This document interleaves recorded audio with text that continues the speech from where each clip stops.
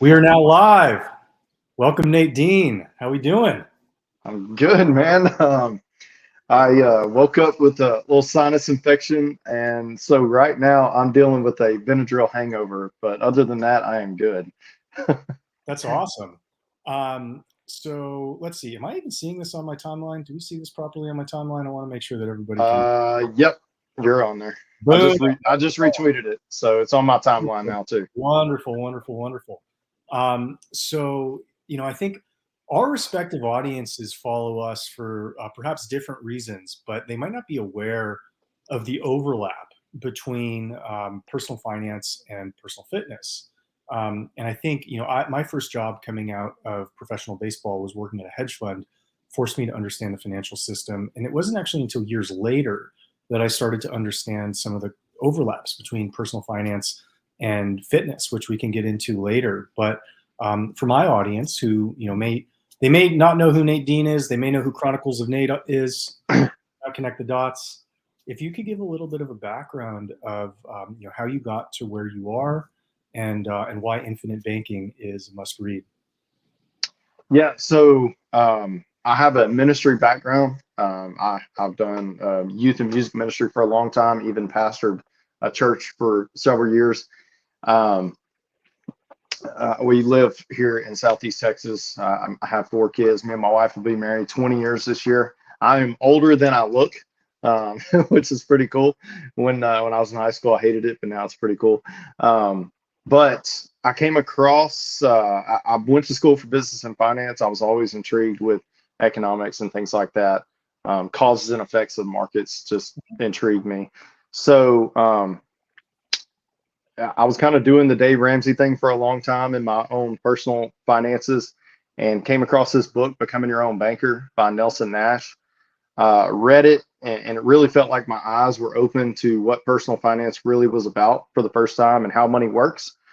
And got so excited about it that not only did I implement it for myself, but me and my buddy Brandon, we got so excited about it that we felt like a moral obligation, like we had to share this information with other people. And so we were fortunate enough to have some mentors who poured into us and taught us everything that they knew. And then we went out and we just started sharing the message of infinite banking with other people, and was fortunate enough to develop this platform on Twitter, Chronicles Nate. And we just got clients all over the country now that we work with, teaching them about the power of infinite banking and controlling your capital, and what all that does for you. Right. Obviously taking control of personal finance is a big step in, essentially emancipating yourself from doing things that you don't want to do, whether that's working or whether that's worrying about bills. Without spilling the secrets on infinite banking, I would say, what do you think my followers who are not familiar with you, what are they missing out if they haven't read infinite banking? Well, I know that from following you, the little bit I know about you is you are a believer in Bitcoin. Mm-hmm. Um, and I've said this recently on Twitter, like if you understand Bitcoin and you don't understand how powerful whole life insurance works, Mm-hmm. that's a really important piece, because Bitcoin is about being privatized in your finances and everything like that. And infinite banking is the same concept. It's privatized banking. It's understanding that we can actually achieve the same types of things that we want to achieve in the traditional banking system, but within our own private banking system, where we have the ability to earn interest off our own capital, even when we're going out and using it for other things in our life. So, but it's a private contract. In whenever I am borrowing money from my system or something like that, it's not hitting my credit or anything like that. Like, it's just a private contract with a private loan through a private institution. So none of that is reported to the IRS, the Mm-hmm. way traditional finances are, and all that stuff. So there's a lot of different aspects of it that are really important and are really powerful. But the privatized portion of it, I think, is probably one of the most important things people need to understand, is like, I don't have to depend on a traditional bank the way I've been taught my entire life. Hmm. Hmm. Yeah, I think that's one of the big intersections with the the self help gurus, because there's a lot of intersection between fitness Twitter, money Twitter, self development Twitter, and lo and behold, a lot of these people hold Bitcoin and are into self sovereignty. And I think that's, if that hasn't been a trend for the last 5 years, it's going to be a trend for the next 5 years. Is Right. as as institutional systems become larger and larger, more bureaucratic, there's going to be more niches that they can't cover. Maybe there's some special reason why it's hard for you to get service for a loan. A lot of my friends are professional baseball players. Guess what? It's hard for them to get loans from banks because they don't have a standard W-2. Like, they do get a W-2, but it's highly variable, where some years they can make 1.5 million, the next year they can make 120,000 on a minor league contract. And that makes them a very, very complex credit risk, which means that even if they made $5 million over the last 5 years, they might have trouble borrowing money to buy a $2 million house if they Yeah. just need to play with somebody else's money, and maximize their return on equity. And so, I think it's important for people to realize that part of the reason we feel so alienated by a lot of modern systems is, number one, the internet has helped us realize that they're not exactly as perfect as they presented themselves to be for the last 20 or 30 years. But number two, as these systems are growing, more people slip through the cracks.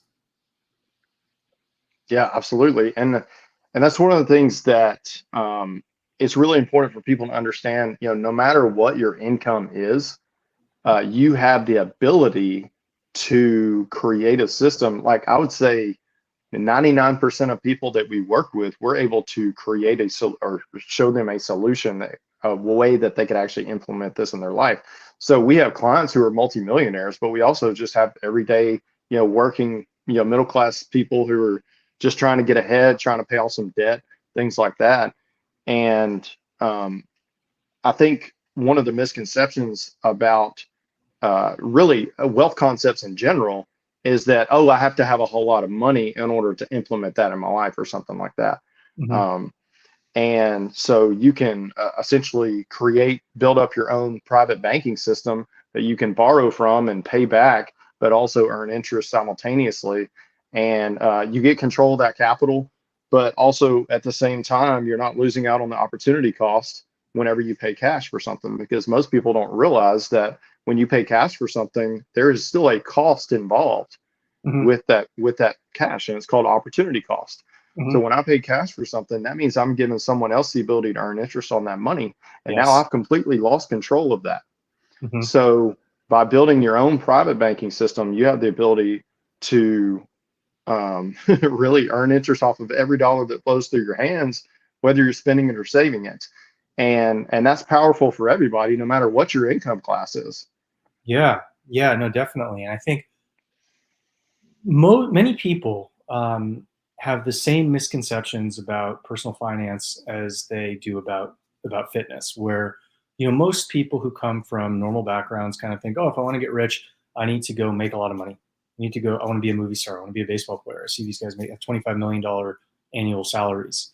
Or I need to get lean, so I'm going to go burn a bunch of calories at the gym. I'm going to go restrict my caloric consumption. What they're failing to realize is the framework that underpins everything that you do is probably more important than what you're actually actively doing. So in personal finance, if you are very good at putting the assets that you already have to work for you, um, you don't actually have to work as hard during the day, and you can maybe even make more money doing that. And the Right. same thing is true with fitness. If your training program is structured well, you're going to burn more calories outside the gym than you burn inside the gym. People forget these things. Because it's easier to sell people on action and activity.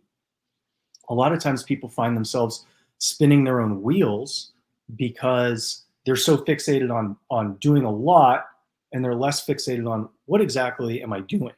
Am I spending my 2 hours in a way that makes the most sense, that's going to yield the highest amount of results relative to every hour of effort that I put in? Most people fail on both fronts, and that's one reason why most Americans are overweight and underfunded in their bank account. Absolutely. Well, I mean, it really just boils down to inefficiency, on both fronts. When you don't have the right training program, then you're operating at an inefficient level, which means that there's energy that's being burned that's not really creating any new results for you, so to speak. Right. Same way with your money. If you're inefficient with your money, that means that money's being lost and it's not creating any new opportunity for you or anything like that. Correct. And so, understanding the efficiency on both fronts, in training and in your personal finance, I mean, can just, catapult you and, create some incredible results. I'm sure you see that with your clients and people who follow your programs, same way that we see with our clients and people who implement our concepts. Well, and I'll say the compliment that I feel best about, which I'm sure you've received too, is this feels like cheating. Yep. Because if you're actually doing the right thing compared to what the masses are doing, you're going to get twice the results with half the effort because Right. everybody's doing it the wrong way. And it's, kudos to the folks who found valuable gurus, if we want to call ourselves that, on Twitter, because a lot of us are really on the cutting edge of, you know what, everybody does it this way. I understand why they do it that way. It's not guaranteed to fail doing it that way, but this is a much easier way. Yeah. And I'm a living example of that, and you're a living example of that. Yeah. I've said this before recently. Infinite banking is well. Okay, so back up. The quote is, if you want to be successful in life, observe the masses, do the opposite. Yeah. Infinite banking is absolutely observing the masses and doing the opposite of what they're doing, because infinite banking is all about taking control of your capital, which means that we're not dependent on institutions. We're not dependent on the government. One of the things we talk about with qualified plans, as an example, like a tax deferred plan, when you're participating in a tax deferred plan, you're basically creating an unknown debt to the government to be determined by them at a later date. Mm-hmm. We don't know what that is. We know taxes are going to be higher. Most people believe that taxes are going to be higher, Right. but we don't even know what they're going to be. Right. So we're creating this unknown debt to the government that we don't even know what that's going to look like. So with infinite banking, we're getting all of the unknowns out of the way so that we get to enjoy, our money in the future, but also creating short-term benefit for us now. Yeah, that's something that I was very skeptical of about 10 years ago, and I think as nothing happened over the last 10 years as far as an egregious tax increase, I kind of let it slip. But it's still ever present in my mind that the U.S. government has a debt funding problem, and the Federal Reserve can print our own currency compared to European nations that you're not printing Spanish pesos or French francs anymore. You have to rely on the ECB. But if you look at what other governments would do when they're underfunded, is they would force their pensioners to invest in their government bonds, right? I mean, Japan, U.S., we all had our own propaganda campaigns to convince citizens to loan money to the government. But when push comes to shove, the government's going to mandate it somehow. And the easiest way they can mandate it is through tax differentiation or through overtly requiring you to do it in some sort of tax deferred plan. Say, if you have under 30% of your 401k and trusted, because it's obviously going to be trusted, U.S. government debt, then you're subject to a risk tax, because obviously they're not going to call it a confiscation tax. Right. But you're exposing yourself to this sort of these sort of shenanigans, which when the government becomes desperate enough, surely they're going to do. Yeah. Nelson Nash figured out that Social Security, as an example, that was one of the things that he studied very, very closely. And one of the things he figured out towards the end of his life is that it was going to take 80% of his grandkids' income in order to fund Social Security in the future. Mm-hmm. So that money's got to come from somewhere. Yeah. And the easiest place for the government to get it is from people who they've said, hey, we've let y'all defer these taxes for a while. We're going to go ahead and take a little bit of it now. And, once that happens, you know, who knows what happens to those programs? People are going to be a lot less trusting of them once that starts happening, though. That's for sure. Well, and they should be less trusting of them now. And I guess I should be. I should, and the only reason I had a 401k was because Google contributed 50% of what I would put into it. And so Yeah. and at the time, I'm like, great, they'll give me 50%. I'll withdraw it at the end of the year. I'll put a 10% penalty, but I've already gotten a 35% gift from them if I do that. And I never did it. I just kept it in, and it kept like going up. And so I have a nice little let's say rainy day slush fund if I need to go loot it. That's almost but not quite the size of um, the self sovereign funds. Let's just say that I do hold. Yeah. Gotcha. Well, I had somebody tell me one time. So we had a guy who had been practicing infinite banking for a long time who connected with us through Twitter, and he just, he had been using the concept, but he didn't really have a community to be a part of like we built. Mhm. And so he connected with us, and we brought him into our community. And one of the things that he told me, and I never thought about it, but he said, I started running the numbers and realizing that the company match that I was getting was probably just going to go pay the taxes one day in the future on the growth. And he said, so then I started thinking, so what I'm really doing is I'm allowing my money to be locked up for 85% of my adult life Yeah. for really no significant gain, when I can take control of that right now and actually put it to work and put it in things that I believe in. Hmm. Because so many people don't really have a say in where their 401ks even invested. Right. Some people do, but most of them don't. They just pay. They just opt into it, and they're like, "Oh, I cross my fingers and hope for the best that one day when I need it the most, it's going to be there." Right. Right. Right. Now it's interesting with your background in theology, or religion.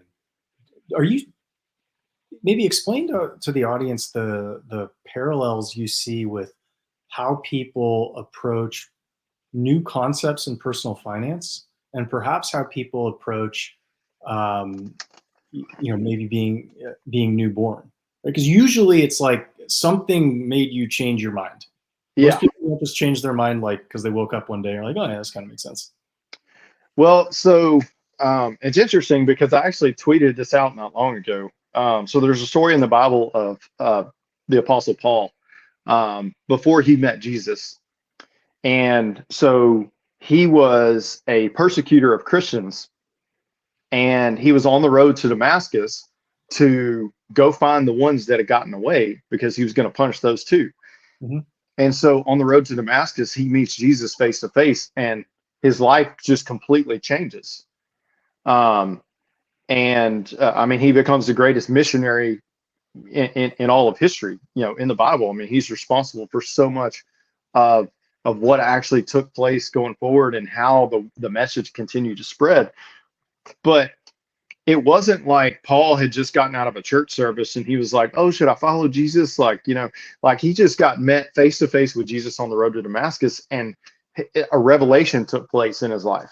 Hmm. And not that I would compare myself to Paul, but when it comes to my personal finance journey, when I read that book, Becoming Your Own Banker, it felt like a revelation had taken place for me.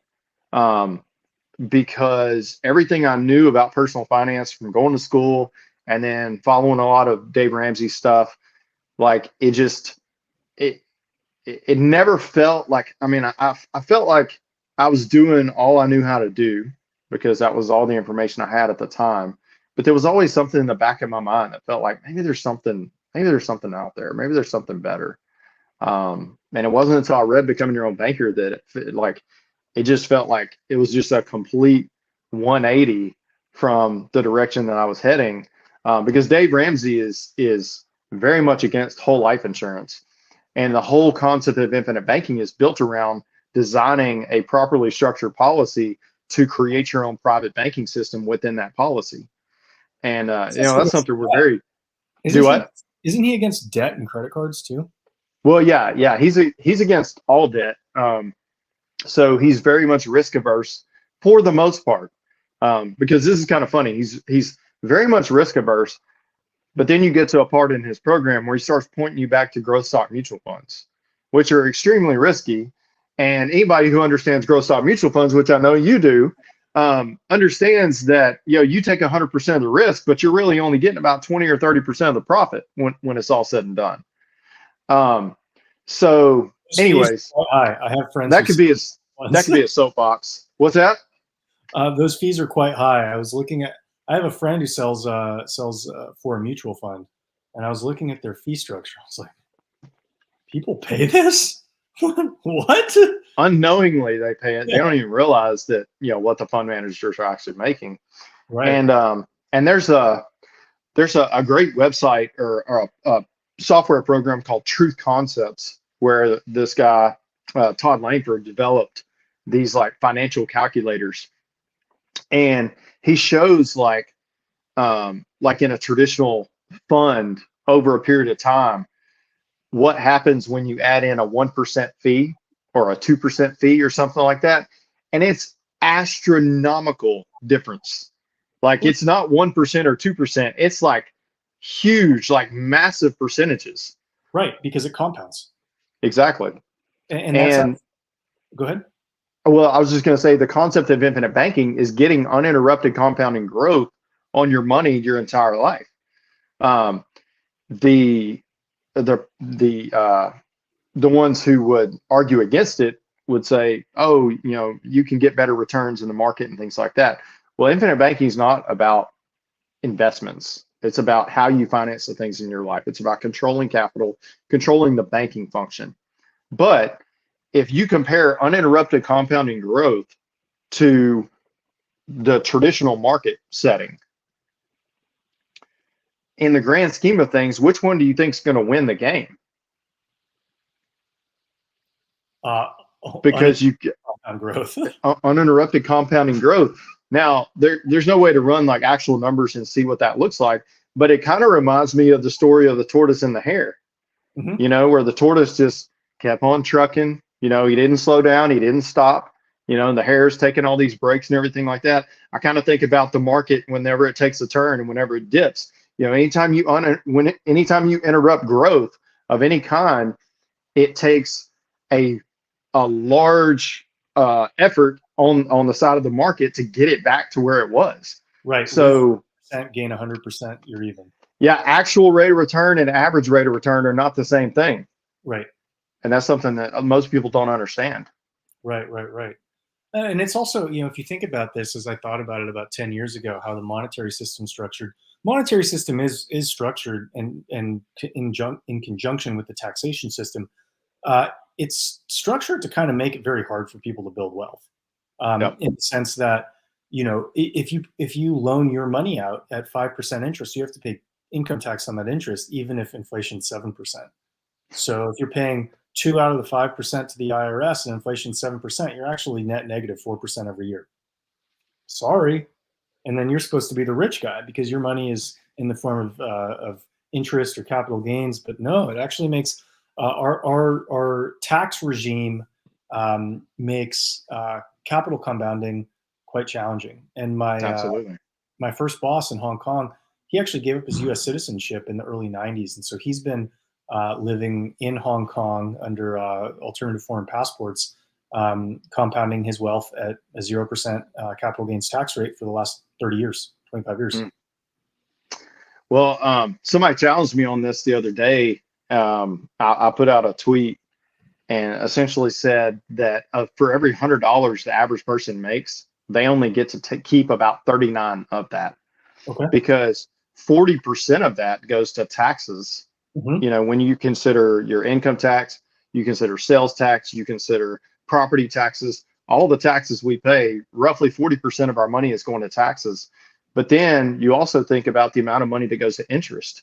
Nelson Nash figured out that the average person is going to spend about 35% of their after-tax dollars on interest alone, Mm-hmm. because most people don't understand that a traditional mortgage, the interest is front loaded. Hmm. So if and in our culture today, most people don't live in houses for 30, 40 years anymore. They Hmm. live in a house for about 5 to 7 years and then they move somewhere else. And so every time you move, you clear the interest on the calculator and it just starts all over. Well, if you just made the minimum payments for the first 5 years on a traditional mortgage and then run the numbers, because I actually did this myself. I bought a house, I lived in it for 7 years, and then I sold that house. And it was right before I learned about infinite banking. So now I'm running these numbers in my head to see if this is real. And sure enough, 68% of the money that I had paid in 7 years went to the interest. Right. So even though my interest rate was 4.5% at the time, I didn't pay 4.5%. I paid 68%. Yeah. So Nelson figured between auto loans and houses and all the other interest, people are going to pay about 35% of their money to interest alone. So really, we only control about $39 roughly for every $100 we make. That's wild. I'll take the devil's advocate position on the mortgage, just because, my view of the financial system is it's a Ponzi scheme, and rather than hope that people will figure out that it's a Ponzi scheme, it's like maybe they will, maybe they won't. I own crypto because maybe they will, but I bought a house with putting 5% down last year, and I could have put more. I could have bought the house in cash if I wanted to. But I wanted to borrow money. And the reason I wanted to borrow money wasn't because I wanted to build equity in the house. Like my way I was going to build equity in the house is by the Fed debasing the dollar, right? Yeah. So I'm not trying to earn equity in my house by paying the mortgage lender, the few $1,000s a month that I pay them. That's not moving fast enough for me. I want to build equity by Jerome Powell destroying the US dollar, causing prices to triple. And if prices triple in 2 years, 3 years, 4 years, 5 years, doesn't matter. It doesn't matter if zero of the dollars that I pay go to building equity in my house, because the value of the house has tripled, because the dollar has lost 2/3 of its value. All of a sudden, I have 70% equity when I started with 5, and that's good enough for me. Yeah. Well, the you live in Austin, right? Oh yeah. So so the possibility of appreciation in Austin is going to be a lot stronger than it is here. Um, Which is my why I my chose. cousin, Yeah, my cousin lives in Austin also, and he was telling me about. I was talking to him the other day, and he was telling me about how much the value of his house has gone up. He said the problem is if I sold it, I don't know where I would live, because everything's so inflated right now, sure. and the market's really tough. So. Um, but that makes a ton of sense because as those prices increase, that gives you access to more equity that you could potentially take a HELOC or something like that at some point in the future, and take control of that. And in infinite banking, the the whole purpose of infinite banking is simply just controlling the banking function. And so even if you were able to build out a system over time that gave you the ability to actually borrow from your own system, but control the terms and also still reap the rewards of having that appreciation, as money is printed and things like that, um, it still puts you in a better place than where most people would be by not having control of that equation. So it really can be looked at a couple of different ways, but the people who are smart, people who understand money like yourself, you could do that all day long because you understand how all that works. Mhm. The average everyday working person has no clue how money works. And that's one of the things that we're really passionate about, is just helping people understand how money actually works and how they can actually use it to their advantage. Because most people are not owning, like the everyday person is they're not focused on owning assets. They're focused on saving money.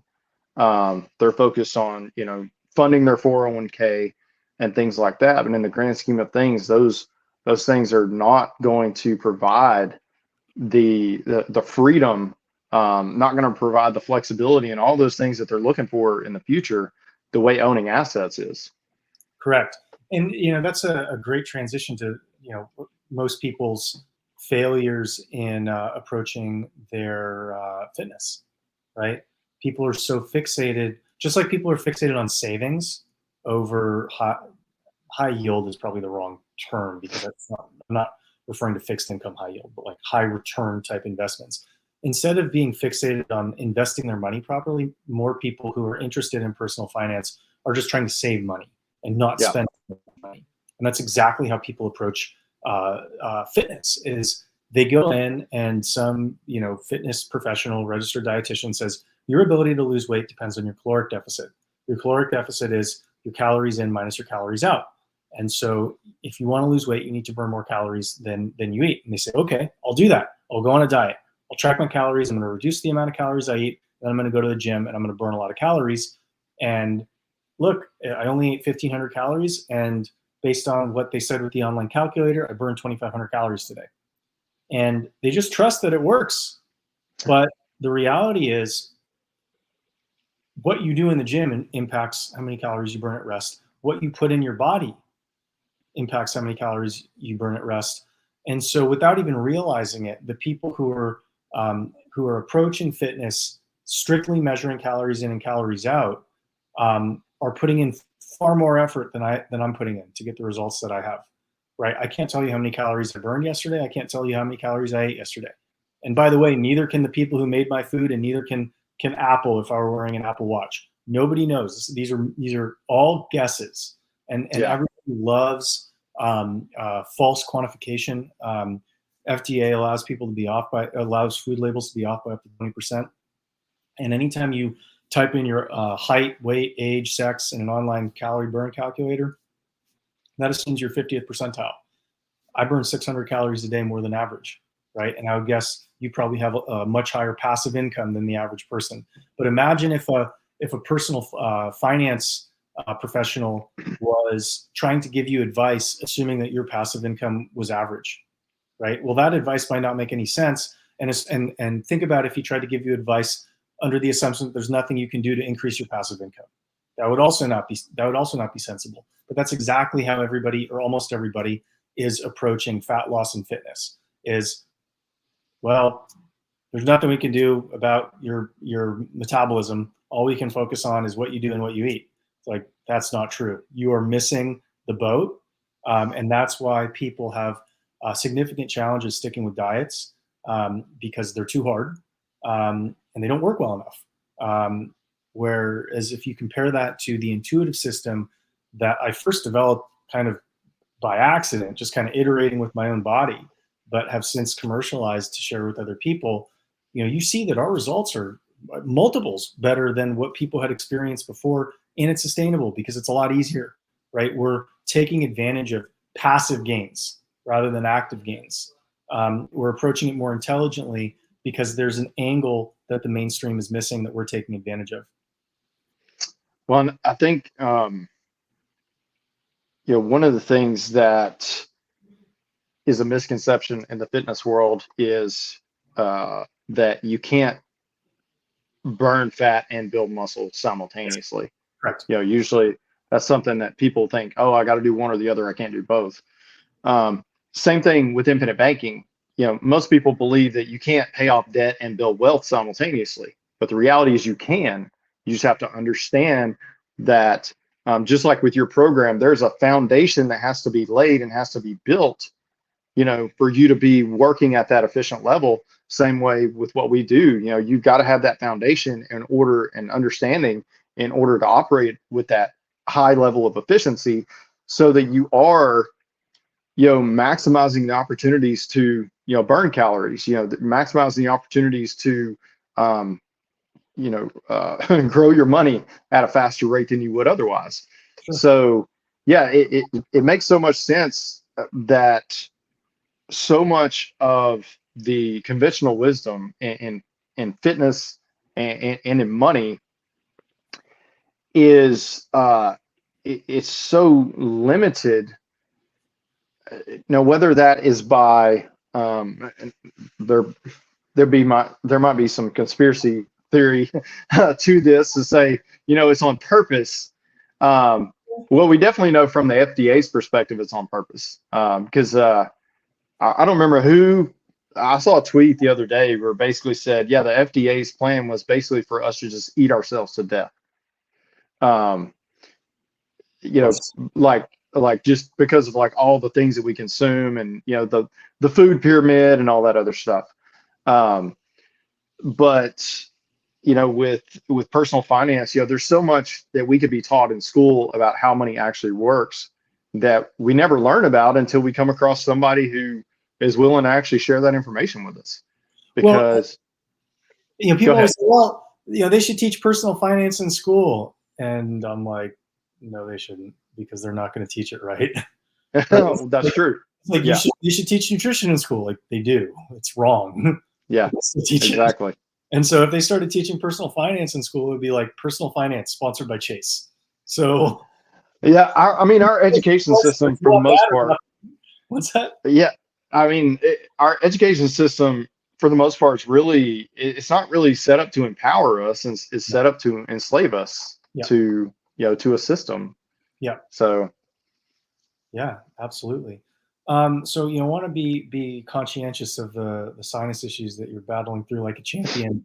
I'm good Um, right now. uh, well, for my followers who may be new to Nate, how can they learn more about you? Where should they check out Infinite Banking, and maybe some of your other content that can bring them up to speed and emancipated from the financial system? So if you're on Twitter, Chronicles of Nate is my Twitter name. My Twitter handle is Chronicles Nate without the of. Um, so I share a lot of information on Twitter. We have a course that we created that's an introduction to the concept. It's just the gateway to our educational process where we teach people about infinite banking. And it consists of three things. It's some videos we created. It's also there's a physical copy of Becoming Your Own Banker that comes with that we ship out all over the country. So you'll get a copy of the physical book as well, and then you actually start working one-on-one with us, and that's all part of our program because we educate you up front, teach you as much as you want to learn about the concept, and if you see the value in that, then we'll create well, even part of the education, we'll create a hypothetical plan for you, a strategy for you to show you what it would look like for your situation. And if you see the value in that, you want to work with us, then we come alongside you as your coaches, as well as your agents, and write the policy and get it set up for you, and offer ongoing support through that. So Chronicles of Nate on Twitter. On Instagram, ULC Money is our Instagram handle for me and Brandon, my business partner. We run that one together. And so you can check us out there. Those are the easiest places to find us. Or if you just go to our website, unlimitedlifeconcepts.com, you can check out and get some more information there. You can get the course, or you can just buy a copy of Nelson's book, Become Your Own Banker, right there on the website. But yeah, or just shoot me a DM sometime. Say, hey, I heard you and Alex talking. I was interested in learning more, and I'll hop on the phone with you and have a conversation with you. Awesome. Well, thank you so much, Nate. And this was a great chat. Hopefully, we can have a follow up Absolutely. after we're both getting a little bit more jacked and a little bit more wealthy. To show our followers that we eat our own dog food. We practice what we preach, and it works. Hey, well, thanks for having me. I appreciate it, brother. You bet. Peace out. All right.